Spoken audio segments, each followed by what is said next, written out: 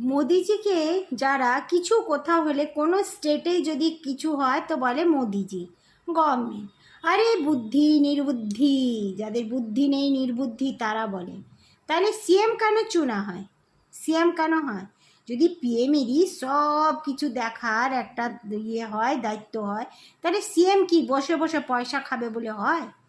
হ্যাঁ, মানুষের জনতার গভর্নমেন্টের পয়সাগুলো খেয়ে আনন্দ করে ফুর্তি করে ওই জন্যে হয় সিএম? তাহলে সিএম ফিএম করা বন্ধ করে দাও, সব কিছু বন্ধ করে দাও, পিএমকেই করো। তারপরে দেখো পিএমের নিয়মকানুন সব মানবে, কেরম হয় পুরো দেশটা।